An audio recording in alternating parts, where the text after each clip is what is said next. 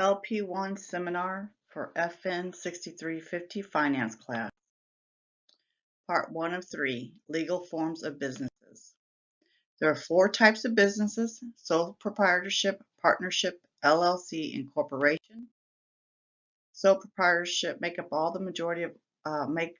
the majority of all businesses in the United States. I think it's like 72% of the businesses are sole proprietorships. They're owned and run by one person, and they have few, if any, employees. The advantages is that they're easy to create. The disadvantage is that there's no separation between the firm and the owner. The owner pays personal income tax on profits earned from the businesses. It's unlimited personal liability, which means the owner is responsible for all liability, and it's limited life. When the owner quits the business or passes or whatever, the business ends. Partnership has more than one owner. All partners are personally liable for all the firm's debts. A lender can require any partner to repay all of the firm's outstanding debt. The partnership itself does not pay income taxes, but each partner has to report their share of the business profits or losses on their individual income tax. The partnership ends with the death or withdrawal of any single partner. Limited partnership has 2 types of owners. They have general partners, have the same rights and liability as partners in a regular partnership, and typically run the firm on a day-to-day basis. Limited partners have limited liability and cannot lose more than their initial investment. They have no management authority and cannot legally be involved in the managerial decision-making for the business. Limited companies, LLCs, all owners have limited liability, but they can also run the business, relatively new business form type in the United States. Corporations are legal entities separate from its owners. Certain individuals who work for the company are granted the ability to enter into contracts, own assets, and borrow money. The corporation is solely responsible for its own obligations. Owners are not personally liable for the corporation's financial and legal obligations. Corporations, the formation. Companies must be legally formed to be recognized as a corporation. The corporation files a charter with the state it wishes to incorporate in. Ownership is represented by shares of stock. Owners are referred to as shareholder, stockholder, or equity holder. Sum of all ownership value is called equity. There is no limit to the number of shareholders or the amount of funds a company can raise by selling stock, and the owners receive dividends as payment based on the number of shares they own. Corporation, double taxation. Companies tax and the owners are taxed on dividends paid on personal income. S corporations are firms' profits are not subject to corporate income tax, but instead are allocated directly to the shareholders. Here's your first question. There are 4 questions in this seminar. This is the first one, and it has 3 parts to it. So there's A, B, and C. You are a shareholder in a corporation. The corporation earns $4 per share before taxes. After taxes have been paid, the corporation will distribute the shareholders the rest of the earnings. The corporate tax is 35%, and your tax rate is 20% on the dividend income. A, how much of the earnings remain from after all taxes are paid? B, what is the effective tax rate? And C, rework this problem as an S corporation. Your tax rate on non-dividend income is 30%. And here's a hint. There's a very, very similar question like this in your book. So you might want to review your book if you're not sure how to start this problem. Okay, LP1 assessment question number 2. You are a shareholder in an S corporation has income before taxes of $6 million. Once the firm has paid taxes, it will distribute the rest of its earnings to its shareholders as a dividend. There are 1 million shares outstanding. Assume the corporate tax rate is 34% and the personal tax rate on dividend income is 20%. As a shareholder with 100 shares, how much will you receive after all taxes are paid? And again, there's a problem very similar to this in your book. All right, so this is part 2 of 3. This is financial statements. Financial statements, accounting financial reports are based on past performance information. It's filed with the Security Exchange Commission, the SEC. There's a 10Q, which is quarterly, and a 10K, which is annual. Must also send an annual report with financial statements to shareholders. Financial statements for public companies must follow generally accepted accounting principles, or known as GAAP.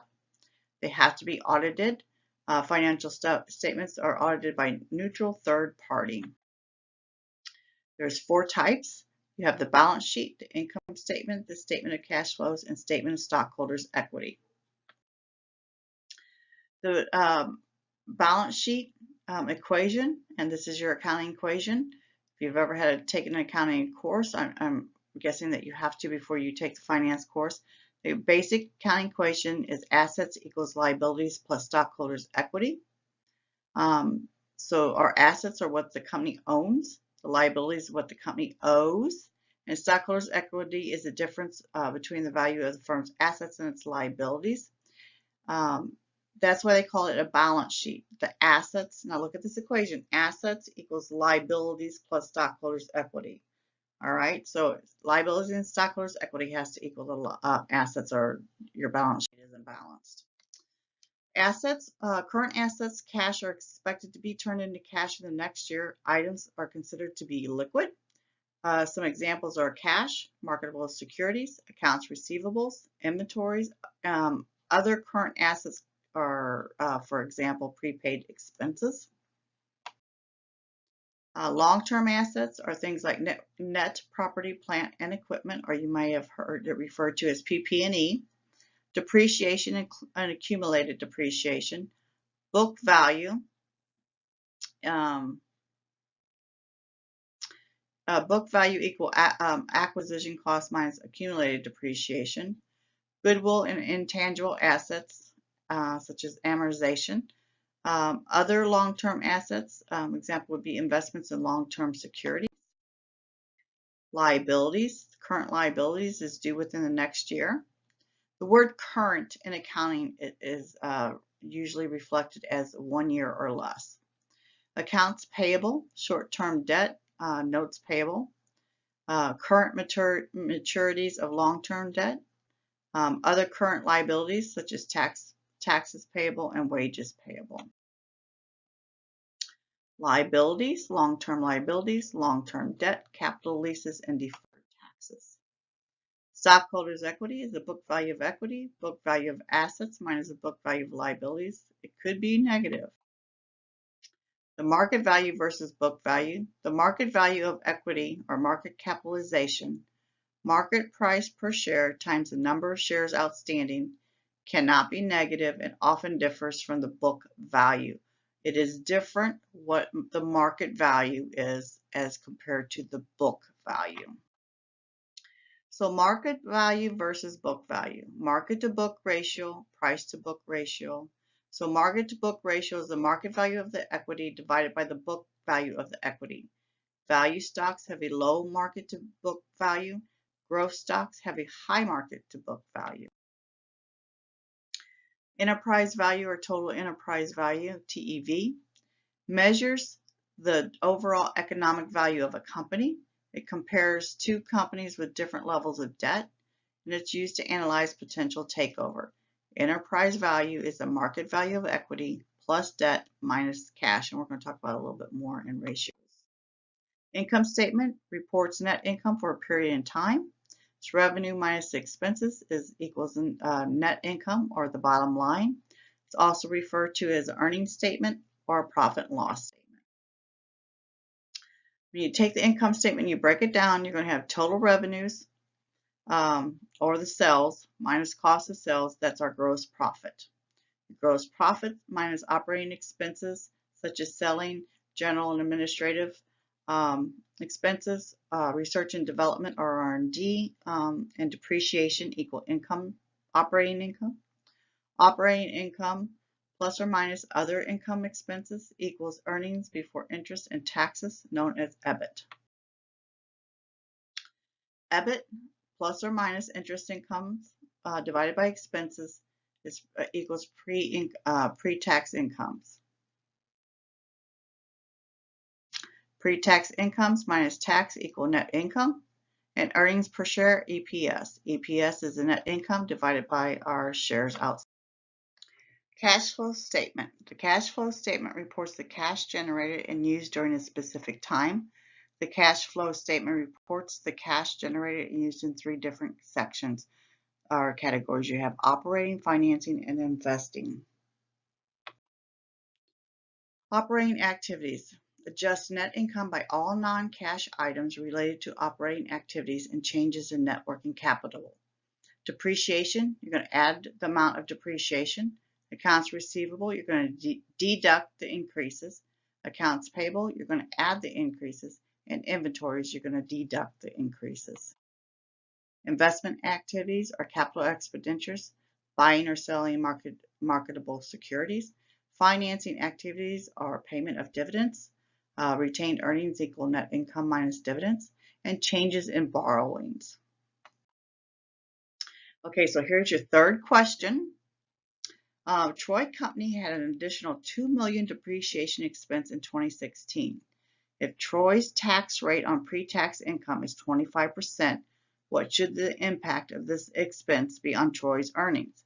How would it impact Troy's cash balance at the end of the year? So this is question number 3, and there's 2 parts, A and B, so make sure you get both of those answered.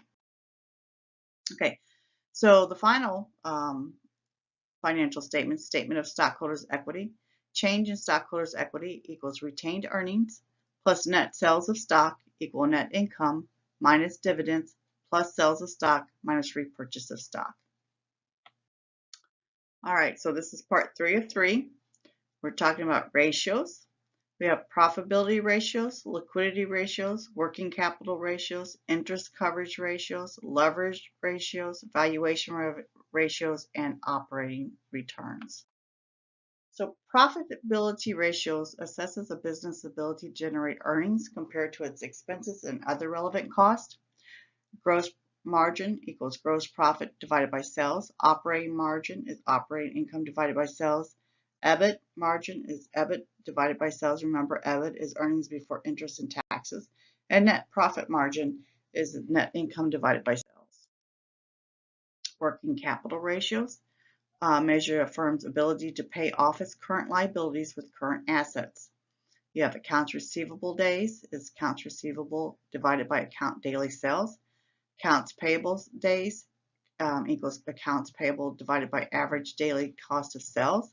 And inventory days is inventory divided by average daily cost of sales. To continue with working capital ratios, we have accounts receivable turnover is annual sales divided by accounts receivable. Accounts payable turnover is annual cost of sales divided by accounts payable. Inventory turnover is annual cost of sales divided by inventory turnover. Interest coverage ratios determine how easily a company can pay their interest expense on their outstanding debt. So you have EBIT, earnings before interest and taxes, is divided by interest, and EBITDA, which is interest before taxes, depreciation and amortization divided by the interest. Leverage continued is net debt equal total debt plus excess cash and short-term investments. Debt to enterprise is net debt divided by market value of equity plus net debt. And equity multiplier is total assets divided by book value of equity. Valuation ratios. Valuation ratio determine how much a company is worth. P/E ratio is equals market capitalization divided by net income. Share price divided by earnings per share. Enterprise value to EBIT is market value of equity plus debt minus cash divided by EBIT. And enterprise value to sales equals market value of equity plus debt minus cash divided by sales. Operating return ratios. Return on equity, net income divided by book value of equity. Return on assets, net income plus interest expense divided by book value of assets. Return on investment capital is EBIT, 1 minus the tax rate, divided by book value of equity plus net debt. DuPont identity. DuPont formula assesses the company's return on equity using 3 different measurements. You have the net profit ratios, net income divided by sales, asset turnover, sales divided by net total sales, and equity multipliers, total assets divided by book value of equity. All right, here's your 4th and final question. After I read this question, this will conclude the presentation. So take one ratio of each of the 8 categories and provide a definition and an example with numbers. You should have a total of 8 ratios, and I'm looking for an extensive definition. I want to see if how well you understand the ratio that you're talking about. So you're going to have to give the definition, give it an example, provide a number, and tell me if it's where it lies. So for instance, if the ratio is if 1 is good, middle, if it's high, low, whatever. Explain how you explain your results the best you can. All right, so this concludes the first seminar of 5. Thank you.